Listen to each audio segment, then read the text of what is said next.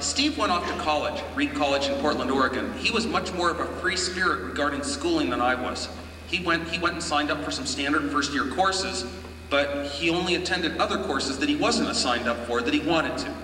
So he never did the normal schooling in addition to what he felt was worthwhile, like Shakespeare courses and whatnot. So he didn't go very far in school, like maybe a day or two. I went to, after the year at University of California at Berkeley, that was my third year of college, good grades, computer science curriculum. I wound up taking a couple of jobs to earn some money for my fourth year of school, and things go on and start progressing in your career, and it can be very difficult to get back for a long time. I wound up at Hewlett-Packard, working as an engineer, helping design calculator circuits for their scientific calculators. 1 year before, they had introduced the HB35 calculator, and it was taking the world by storm. It was causing dramatic social revolutions. It was very clear that slide rules would be obsolete within a few years, and they were. I was so intrigued by this being the most incredible product I'd ever seen in my life, and I was so delighted to be able to get a job to work there. So I worked on doing logic design on some of the circuits. In the meantime, I got a little bit out of my computer background. I didn't follow the mini computers and where they were going. They were just getting a little too big to be interesting anymore. It was not, you know, the new machines where you can think about where 4K of RAM will go and how a basic compiler can actually work in 4K.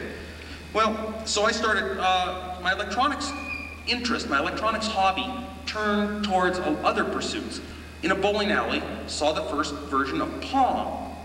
And it was a little taken by it. It's very grabbing, and it shook you the first time you ever saw it. My God, I've never seen anything like this before.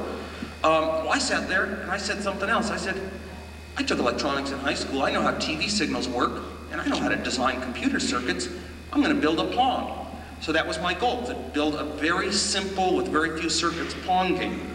And the only two circuits that were probably optional that I put in were ones that, if you said, they were a couple of proms.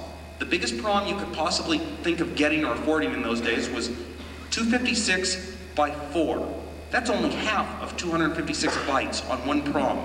Very difficult to get. EROMs were not affordable by individuals. So I got two of these proms because we used them in our calculator lab.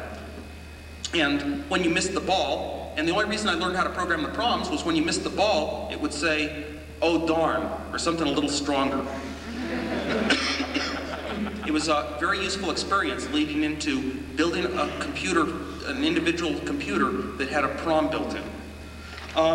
One day Steve Jobs he would get jobs at Atari on and off and work as somewhere between technician and engineer, trying to get products into development and hustling things around. And he became very enamored by the Atari culture of the early days, and especially the founder Nolan Bushnell, whom he was very close to. And he just knew all the top people, and he's just a very persuasive, high-energy person who gets into the deepest levels of everything.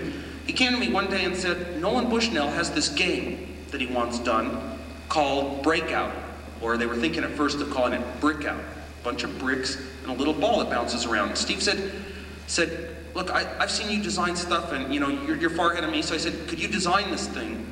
And I said, well, yeah, boy, I'd just love to, just to show that I can design it. You know, no motivation other than that. Steve said, well, he'll pay us $700 if we give them a working breadboard. And if it's under 40 chips, they'll give us $1,000.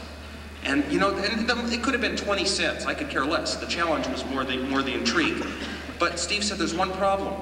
He said he had to go to Oregon in 4 days to work on some friend's farm. I think he probably had to buy into it or something. And he needed money in 4 days. So we had 4 days to sit down from scratch, design a game in very few chips, because that's what we were being paid for, that somebody else had defined exactly where the score was on the screen. In other words, you couldn't save one chip to move the score.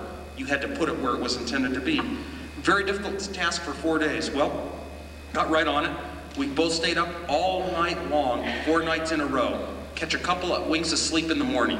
That was about it. We both got mononucleosis from it. We were really stressing ourselves, but we actually did design it. Atari had to, I think, redesign it somewhat. They said their engineers saw it and they couldn't figure out the design. So I know that it was mine.